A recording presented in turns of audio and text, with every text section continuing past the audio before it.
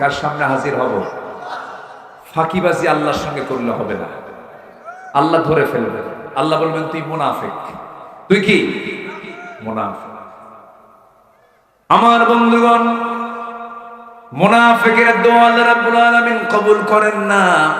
মুনাফিককে আল্লাহ রাব্বুল আলামিন কখনো ক্ষমা করতে পারবেন না। কাফেরের জাহান্নাম যত মারাত্মক হবে, মুনাফিকের জাহান্নাম তার চাইতে বেশি বড় মারাত্মক হয়ে যাবে। মুনাফিককে আল্লাহ রাব্বুল আলামিন জাহান্নামের তলদেশে রেখে দিবেন। মুনাফিক ইসলামের জন্য সবচেয়ে বড় ক্ষতিকর। আমার নবীজি বদর যুদ্ধ, উহুদ যুদ্ধ, খন্দক যুদ্ধ সহ সব যুদ্ধে উস্কানিদাতা হলো মুনাফিকের বাচ্চারা। ইসলামের সবচেয়ে বড় ক্ষতি যুগে যুগে করেছে মুনাফিকের বাচ্চারা। এখনো আছে না নাই? বলে আসতে বলবেন না, আছে না নাই? আচ্ছা, মুনাফিকি চাল চালা যাবে না। মুনাফিকি করলে পরে তার জন্য জান্নাত হারাম হয়ে যাবে, তার নামাজ কবুল হবে না, কোনো ইবাদত কবুল হবে না। আমার নবীজির সময় একজন মুনাফিক ছিল, নবীজির জীবদ্দশায় ইন্তেকাল হয়ে গেল। নবীজির কানে সংবাদ চলে এলো মুনাফিকের একজন সন্তান ছিল, ভালো সাহাবী। আমি কি দোয়া করে দেব নাকি? তো এরকম করে ওঠা বসা হয় কেন? ওই যে ওঠা বসা হচ্ছে, এটা কেমন কথা? আপনি উঠবেন, আপনার হাঁটুতে আরেকজনের বুক লাগবে। এত মানুষ, এত বরকত জায়গা আপনি পাবেন কোথায়? আপনি কি জানেন এই জায়গাটা এখন কি অবস্থা হয়ে আছে? অসংখ্য ফেরেশতা এখানে পাহারা দিচ্ছে এবং দোয়া করতেছে, আল্লাহ সব বান্দার সব গুনাহ মাফ করে দাও। আপনি কি ভাবতেছেন এটা সাধারণ জনসভা না?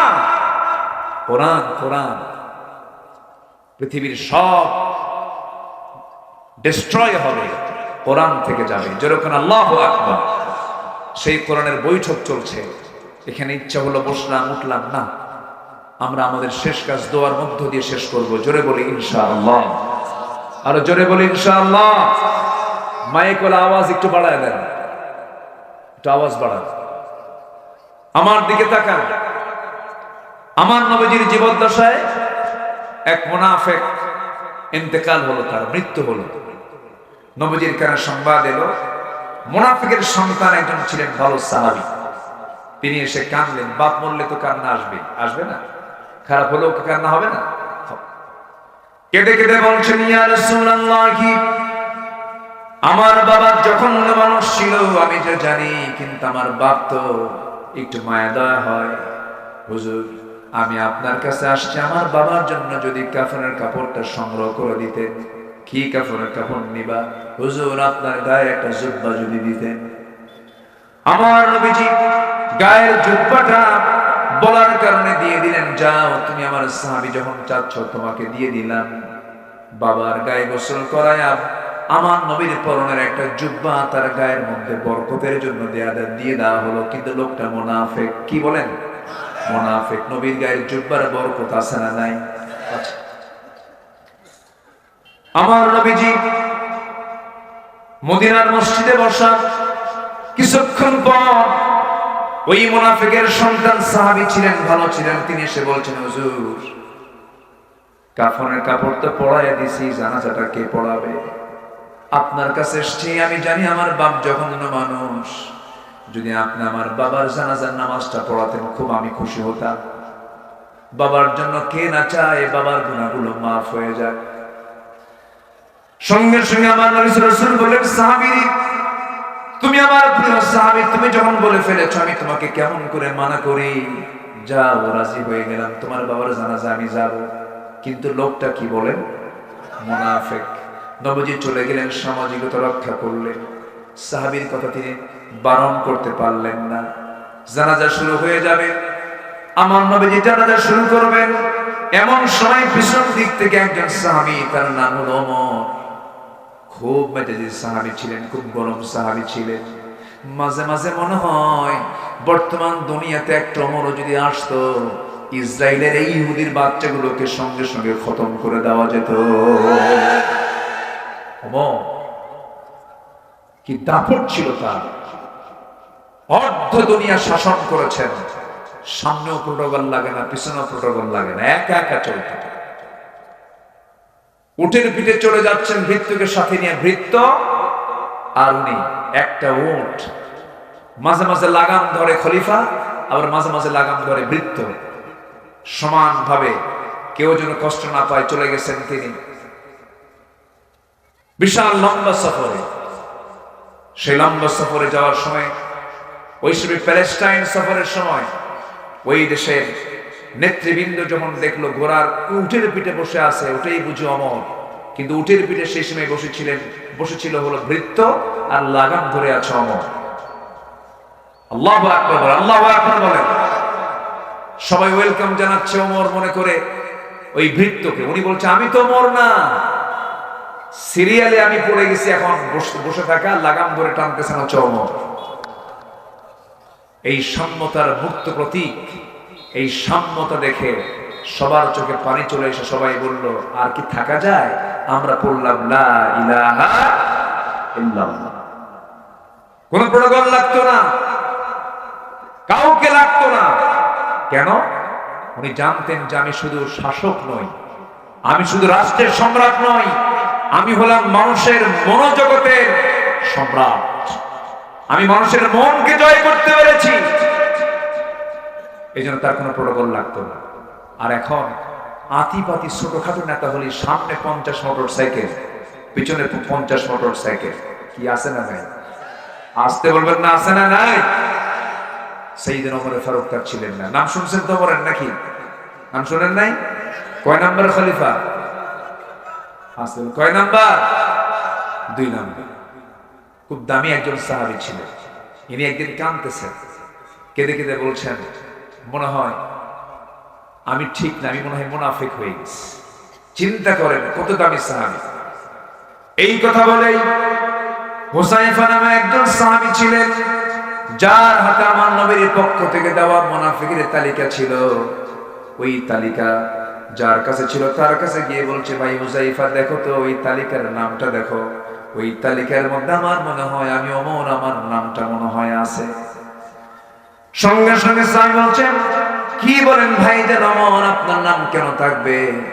রাসূল তো আপনার শানে বলেছেন ওমর জান্নাতি, আপনি জাহান্নামের বাসিন্দা কখনো হবেন না, আপনি জান্নাতি দুনিয়াতে খেতাব পেয়ে গেছেন।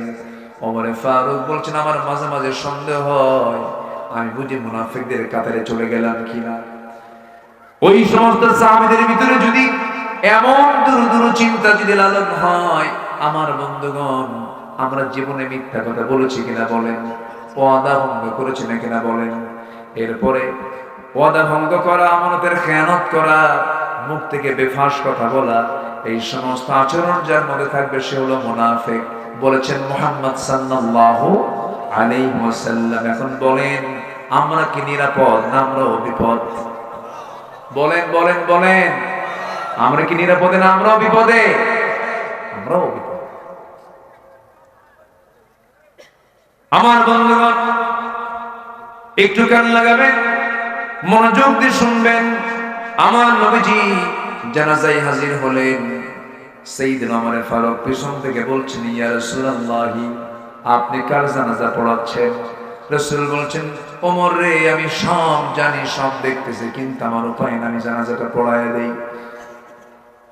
আমার নবীজি জানাজা সম্পূর্ণ করার সঙ্গে সঙ্গে আয়াত নাযিল হয়ে গেল, হে রাসূল আপনি দোয়া চান বা না চান, আপনি মুনাফিকদের জন্য যদি 70 বারও যদি দোয়া করেন, ওই দোয়া আমি আল্লাহ আমার দরবারে মঞ্জুর হবে না।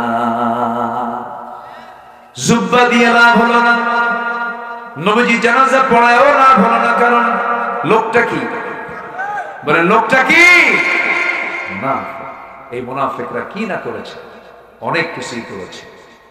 আমার নবীজি দাম্পত্যময় জীবনকে তারা অসুখী করে ফেলেছিল। ছোট্ট একটা ইতিহাস মনে করলো মুনাফিকরা কত চক্রান্তকারী হতে পারে।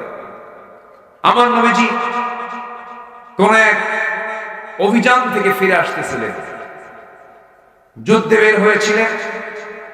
ফিরে আসার পথে আমার রাসূল কিন্তু বউকে সাথে নিয়ে চলতেন। আলহামদুলিল্লাহ বলে, জোরে বলি আলহামদুলিল্লাহ। আমার নবীজি জীবনে হজ করেছেন একবার। কয়বার? আসতে বলবেন না, কয়বার? আর আমার দেশের কিছু হাজি আছে 10 বার হজ করেও ভিডিও ছাড়ে না, গাঁজাও ছাড়ে না। আছে না নাই? বারবার হজ করলে যে আপনি বিশাল বড় বুজুর্গ হয়ে গেছেন এটার কোনো কারণ না। জীবনে একবার হজ করা কি ফরজ, বারবার যাওয়ার কি দরকার আপনার? বরং ওই টাকা দিয়ে আপনার প্রতিবেশী যদি অভুক্ত থাকে, প্রতিবেশীর বাড়িতে আপনি একটা গরু কিনে দেন, আপনার জন্য বিশাল নাজাতের কারণ হয়ে যাবে। চলে গেলেন, বসেন বসেন, সামনের কাতার থেকে গেলে হয়। আমার ভাইজান খুব ভালো মানুষ, বগুড়ার জামাই, আমার হোম ডিস্ট্রিক্ট আবার বগুড়া, তো এই জন্য অধিকারে আমি তাকে বসায় দিলাম। একটু বসেন, আমরা একসঙ্গে এখান থেকে বিদায় নেব। জোরে বলি ইনশাআল্লাহ। খুব বেশি লম্বা সময় আমি নিচ্ছি না, 10টা পয়েন্ট চলতেছে। কয় নাম্বার? এখনো আছে কয়টা? নুরু, ওয়াজ কি শেষ না শুরু?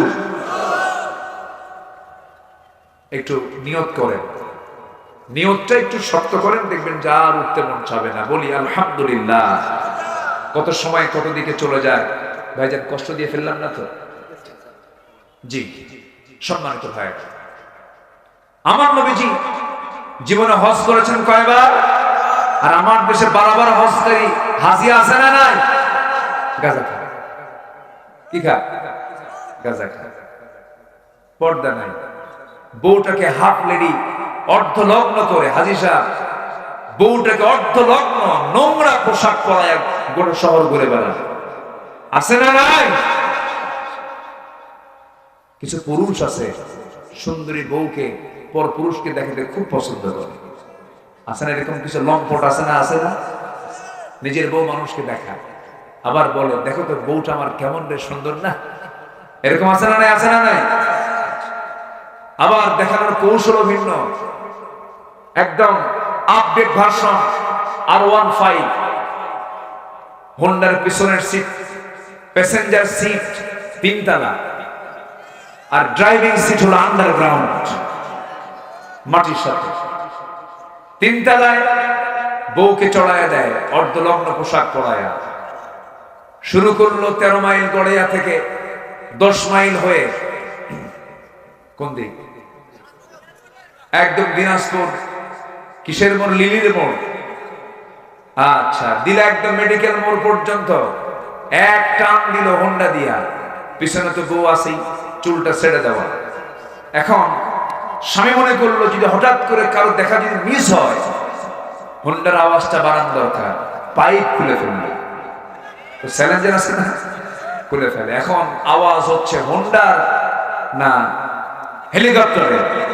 হেলিকপ্টার। বাস এক টান দিলে সব জাতি শুধু এরকম করে ছায়া আছে। দেখলো সন্ধ্যার সময় বউটার আবার ছবি একখান তুললো গোধূলি বেলায়, লাল শাড়ি, লাল ঠোঁট, কপালে একখান টিপ, গালে আটা ময়দা,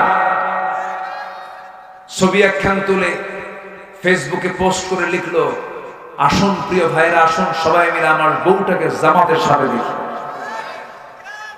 আছে না নাই? এগুলো লম্পট, এগুলো কি বলেন তো? সমাজ নষ্টকারীরা। আমার নবীজি বউ নিয়ে গেছেন, কিন্তু পর্দা ছাড়া না, পর্দা সহ। পর্দা সহ কোন এক অভিযান থেকে তিনি আসতেছেন, হাজার হাজার সাহাবী মদিনায় ফিরবেন। আমার নবীজি বললেন, সাহাবীরা আমরা মদিনার দিকে ফিরতেছি, হঠাৎ করে কেউ যদি বাদ পড়ে যায়, বাদ পড়েই যেতে পারে। আমি একজন সাহাবীকে দায়িত্ব দিলাম, সাফওয়ান এদিকে আসো, তোমাকে দায়িত্ব দিচ্ছি। তোমার দায়িত্ব হলো আমার যে সমস্ত সাহাবীগুলো ফেরার পথে বাদ পড়ে যাবে, সেই বাদ পড়া সাহাবীগুলোকে তুমি নিয়ে মদিনা পর্যন্ত পৌঁছায় দিবা। ঠিক আছে হুজুর। কেউ বাদ পড়ে নাই, বাদ পড়েছেন মিসেস মুহাম্মদ আয়েশা সিদ্দিকা রাদিয়াল্লাহু তাআলা আনহা, তিনি বাদ পড়েছেন। বাদ পড়ার কারণ হলো, হেতু হলো, তিনি হঠাৎ করে রাস্তার মাঝে বলে ফেললেন, আমার পেশাবের চাপ এসেছে, আমার প্রকৃতির চাপ এসেছে, আমাকে নামায় দাও উঠে পিঠ থেকে। দোলনা ছিল, সে হাওদা ছিল, হাওদা সহ তাকে নামায় দেওয়া হলো। হাওদা থেকে নেমে তিনি আড়ালে চলে গেলেন, শৌচকার্য করলেন। তিনি একটু আসতে দেরি করেছেন, যে দায়িত্বপ্রাপ্ত সাহাবী মনে করেছেন আম্মা জান আয়েশা বুঝি হাওদার মধ্যে আছেন। এত চিকন ছিলেন যে থাকলেও সে ওজন, না থাকলে সে ওজন। মিস পড়ে গেছেন তিনি, উনি আছেন বলে মনে করে সাহাবী করলেন কি, দায়িত্ব প্রাপ্ত সাহাবী করলেন কি, হাওদাটা ফাঁকা হাওদা, উটের পিঠে উঠায় দিলেন, সব চলে গেছে, কেউ আর নাই। আম্মা জান আয়েশা এসে দেখেন সব চলে গেছে। কাপড়টা দিয়া, ওড়নাটা দিয়া ঢেকে তিনি আস্তে করে বসে পড়লেন। দায়িত্বপ্রাপ্ত সাহাবী দূর থেকে দেখে বলছেন, আমি আপনাকে চিনতে পেরেছি, আপনি আম্মা জান আয়েশা, কোনো চিন্তা করবেন না, আপনাকে সঙ্গে করে নিয়া মদিনা পর্যন্ত পৌঁছে দেওয়ার দায়িত্ব রাসূল আমাকে দিয়েছেন, নিরাপদে আমি আপনাকে পৌঁছায় দেব। নিরাপদে পৌঁছায় দিলেন।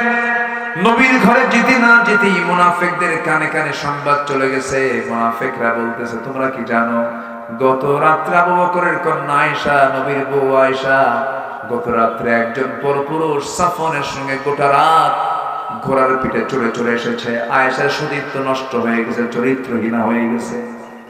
যেরকম নাউজুবিল্লাহ। এগুলো কাদের কাজ? আসতে কাদের কাজ? এগুলো লোক তো নাই আমার দেশে। আসতে বলবেন না, আছে না নাই?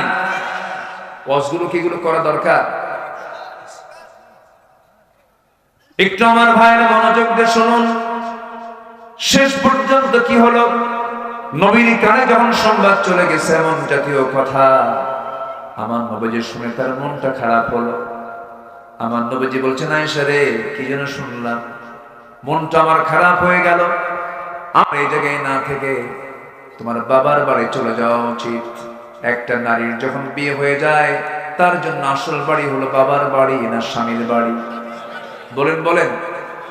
স্বামীর মুখ থেকে যখন এই জাতীয় কথা তিনি শুনলেন, যেন তিনি আকাশ ভেঙে পড়ে গেলেন, চোখের পানিতে গাল ভিজে যায়। আর বলছেন, ইয়া রাসূলুল্লাহ, আমাকে বলেছেন, আমি তো যেতে বাধ্য হচ্ছি, আমি চলে গেলাম আমার মার বাড়ি, আমার বাবার বাড়ি। তবে একটা কথা বলি ইয়া রাসূলুল্লাহ, যে বিয়ের সিদ্ধান্ত এই পৃথিবীর কেউ দেয় নাই, আমার বিয়ের সিদ্ধান্ত এসেছে আসমান থেকে। আল্লাহ আমাকে অর্ডার করেছেন আপনাকে বিয়ে করার জন্য। আমাকে সে আল্লাহর কাছে আমি বিচার দিয়ে দিলাম, আল্লাহ আমার ফয়সালা করে দিবেন। জোরে বলেন সুবহানাল্লাহ।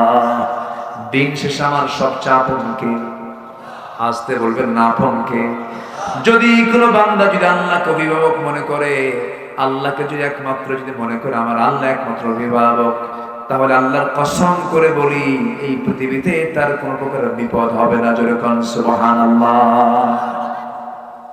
আমার বন্ধুগণ, শেষ পর্যন্ত কি হলো? নবীজি বলে দিলেন, যাও। আম্মা জান আয়েশা রওনা দিলেন। এখান থেকে একটা বিষয় ক্লিয়ার, আমার নবীজি গায়েব জানতেন না। রাসূল যদি গায়েব জানতেন বলতেন, আয়েশা সব ভুয়া কথা, মিথ্যা কথা, আমি জানি, কিচ্ছু হয় নাই। কিন্তু রাসূল কিন্তু তা বললেন না, কারণ রাসূল সত্য কোনটা মিথ্যা কোনটা তখন তিনি জানতেন না। কারণ সত্য মিথ্যা সব কিছু জানার তিনি মালিক, তিনি কে? আর আমার দেশের পীর সাহেবরা গায়েব জানে। পীর সাহেবরা কি জানে? গায়েব জানে। বাচ্চা হয় না, এসে বলে বাবা বাচ্চা তো হয় না, চুপ মেরে থাকে। এই কি মানে মুখ শুধু নড়ায়, এই করতে করতে হঠাৎ করে একটা আওয়াজ দেয়, যা। কি কথা কি বুঝতেছেন? মানে ওই বোঝালো যে আমি একটা কিছু পাইছি। কিচ্ছু না, 1.5 হাতের লাঠির বাড়ি খাইলে সব ঠিক হয়ে যাবে। ঠিক কিনা? যত মাজার দেশে আছে সব রোড লাইনে, একটা ট্রেন লাইনে না। সব খবর আমরা জানি। যে সমস্ত মাজারে সেজদা হয়, পিটাইয়া সোজা করা দরকার ওগুলোকে। আর যে ভণ্ড তার মুরিদ কর্তৃক সেজদা গ্রহণ করে ঠ্যাং ভাঙা সোজা করা দরকার। শিরকের গন্ধ যেখানে আছে সেখানে আমরা তার টিকে থাকতে দেব। আমাকে অনেকে বলে পীর ধরা কি, আমি কি চোর ধরা কি? আমি পীরকে গালমন্দ করছি না। আবার আমার কথা কোন দিক দিয়ে কোন প্যাঁচ লাগায় কি যে করবে ক্যামেরাম্যান, আমি আল্লাহ জানি। এই যে একটা কথা বললাম, এটাকে যে কোন দিকে কি নিয়ে কোথায় যে নিয়ে যাবে, আল্লাহি আমি পীরকে গালমন্দ করছি না। সঠিক পীর যদি হয় আপত্তি নাই। শাহজালাল ইয়ামিনী সিলেটে শুয়ে আছেন, খান জাহান খুলনায় শুয়ে আছেন, কারামত আলী জয়নপুরি রংপুরের মাটিতে শুয়ে আছেন, রাজশাহীতে শাহ মাকদুম শুয়ে আছেন। অবশ্যই তারা আল্লাহওয়ালা ছিলেন, কোনো সন্দেহ নাই। কিন্তু শাহজালাল কি করেছেন? রাজা গৌর গোবিন্দকে পরাজিত করে গোটা সিলেটকে ইসলামের বিজয়ের পতাকা উড্ডীন করেছেন। আল্লাহু আকবার বলেন। রাজা পৃথ্বীরাজকে পরাজিত করে আজমিরে শুয়ে আছেন আওলাদ রাসূল খাজা মুঈনুদ্দিন চিশতি রাহমাতুল্লাহ আলাইহি। রাজা পৃথ্বীরাজকে পরাজিত করে গোটা ভারতবর্ষে কালিমার পতাকা উড্ডীন করেছেন তারা হচ্ছেন পীর। আর এরা গাঁজা খেতে খেতে সিট হয়ে পড়বে, আছে না নাই? আল্লাহ তুমি এই সমস্ত ভণ্ড থেকে আমাদেরকে হেফাজত করো, জোরে বলি আমিন। আম্মা জান আয়েশা এখন স্বামীর ঘরে না বাবার ঘরে? বলেন, স্বামীর ঘরে না বাবার ঘরে? বাবার ঘরে। বড় চিন্তার বিষয়, বড় চিন্তার বিষয়। নবীজির কানে সংবাদ চলে এসেছে আয়েশা নাই। নবীজি রাতের বেলা ঘুমাতে যান, ঘুমাতে পারেন না, হাতটা গায়ে দেন, আয়েশা নাই, বুকটা খান খান হয়ে যায়। ওই দেখি আম্মা জান আয়েশা সিজদায় পড়ে পড়ে কাঁদেন, চিকন মানুষ আরো পাটখড়ির মতো চিকন হয়ে যেতেছেন, চোখের পানিতে যায় নামাজ ভিজতে থাকে। আম্মা জান আয়েশাও কাঁদেন, আমার নবীজিও কাঁদেন। নবীজির কান্না দেখে সাহাবীরাও কাঁদে।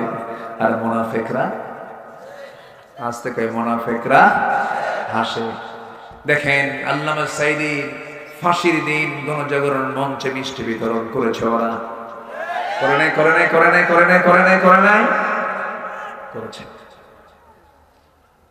আমার ভাইয়েরা, মুনাফিকরা যুগে যুগে ছিল, এখনো আছে। আম্মা জান আয়েশা বলেন, এত বড় বিপদে পড়েছিলাম আমি আয়েশা, আমি আল্লাহর প্রতি তাওয়াক্কুল করেছি, আল্লাহ আমাকে সাহায্য করেছেন। আম্মা জান আয়েশা বলেন, আমি 9টি কারণে শ্রেষ্ঠ, আল্লাহ পাক আমাকে শ্রেষ্ঠত্ব দান করেছেন 9টা কারণে। নাম্বার 1, আমি আয়েশা 9 বছরের বয়সে আমি আমার রাসূলের বউ হওয়ার সুযোগ পেয়েছি, স্ত্রী হওয়ার সুযোগ পেয়েছি। 13 বছরে নববধূ হয়ে নবীর ঘরে পদার্পণ করেছি। নাম্বার 3 হলো আমি জিবরাইলকে নিজের চোখে দেখেছি। আম্মা জান আয়েশা বলেন, আমি নিজেকে ধন্য মনে করি, আমি নবীর সঙ্গে যখন একই কাঁথার নিচে শুয়ে থাকতাম সেই সময় জিবরাইল ওহী নাযিল করতেন। আমি নিজেকে ধন্য মনে করি। আমি আয়েশা, আমার শানে আল্লাহ তাআলা আমাকে লক্ষ্য করে কয়েকটা আয়াত নাযিল করেছেন। আমি আয়েশা নিজেকে ধন্য মনে করি, রাসূল যখন মারা যাবেন কোন স্ত্রীর ঘরকে পছন্দ না করে আমার নবী আমার ঘরকে পছন্দ করে আমার ঘরে তিনি ইন্তেকাল করেছেন। আমার উরুতে মাথা রেখেছেন, বালিশ দিয়েছে আগায়। রাসূল বলেছেন, আয়েশা বালিশ নেব না, তোমার উরুটা আমাকে বিছায়া দাও। আমি উরুটা বিছায়া দিলাম। নবীজি আরাম ফরমালেন, শুয়ে থাকলেন। প্রচন্ড মাথা ব্যথা, প্রচন্ড কষ্ট পাচ্ছেন আমার রাসূল। আমার নবীজির এমন দৃশ্য দেখে আম্মা জান আয়েশা মাথায় পানি ঢেলে দিচ্ছেন। আমার নবীজি হঠাৎ করে বলছেন, আয়েশা রে, মুখে কেমন যেন দুর্গন্ধ মনে হচ্ছে, মিসওয়াক লাগবে, কেমন করে উঠবো আমি? আমার ভাই আবু বকরকে বললাম, একটা মিসওয়াক কিনে দেওয়া হলো। মিসওয়াকের আগাটা শক্ত দেখে আমি আয়েশা চাবায়া চাবায়া নরম করে দিলাম। নবীজির হাতে যখন দিলাম, মিসওয়াকের আগায় কিছু থুতু লাগানো ছিল। আমার নবীজি অসুস্থ শরীর নিয়ে আমার লাগানো মিসওয়াক, থুতু লাগানো মিসওয়াকটা নিয়ে মিসওয়াক না করে প্রথমে চুষে চুষে আমার থুতুগুলো পান করে মুসকি মুসকি হাসি দিয়ে বলছেন, আয়েশা রে, গায়ে কোনো শক্তি নাই কিন্তু আমি তোমাকে দারুণ ভালোবাসি। আম্মা জান আয়েশা বলেন, আমি নিজেকে ধন্য মনে করি, আমার জীবনে আমার রাসূল তার জীবনের শেষ খাবার খেয়েছেন আমি আয়েশা, আমার মুখের লালা। রাসূল যখন মারা যাবেন, আয়েশা বলে, আমার সঙ্গে তার সর্বশেষ কথোপকথন হয়েছে। রাসূল আমার সঙ্গে কথাবার্তা বলছিলেন। রাসূল যখন দুনিয়া থেকে বিদায় নেবেন, আমাকে বলেন, আয়েশা রে, দেখো তো আমার কলেজার টুকরা মেয়ে ফাতিমা কোথায়? ফাতিমার নাম নেওয়ার সঙ্গে সঙ্গে দরজা খুলে গেল। দরজা খুলে যাওয়ার সঙ্গে সঙ্গে রাসূল বলছেন, ফাতিমা কান্দো কেন? হাউমাউ করে কাঁদতেছেন। রাসূল কানের মধ্যে মুখ ঢুকে বলছেন, ফাতিমা রে, কান্দার দিন শেষ, আমি রাসূল দুনিয়া থেকে বিদায় নেব, মালাকুল মউত চলে আসতেছে। তবে একটা সান্ত্বনা তোমাকে দেই ফাতিমা, দুনিয়ার জিন্দেগিতে যেমন তুমি আমার কাছে ছিলে, আমার মৃত্যুর পরে তোমার মৃত্যু হয়ে যাবে, তুমি আমার কাছাকাছি কবরের মাটিতে থেকে যাবে। ফাতিমার কান্না বন্ধ হয়ে গেল। আমার নবীজি মৃত্যুর জন্য প্রস্তুতি নিয়ে নিলেন। আম্মা জান আয়েশা বলেন, আমি নিজেকে ধন্য মনে করি রাসূল দুনিয়া থেকে যখন বিদায় হয়ে যাবেন আমাকে লক্ষ্য করে বলছেন আয়েশা রে আমার উম্মতকে সর্বশেষ একটা মেসেজ জানায় দিও আমার উম্মতরা যেন কখনো 5 ওয়াক্ত নামাজ না ছেড়ে দেয়। সবাই কি নামাজ পড়তে রাজি আছেন ভাই? নামাজ 5 ওয়াক্ত পড়বেন কারা কারা একটু হাত তুলে দেখান দেখি।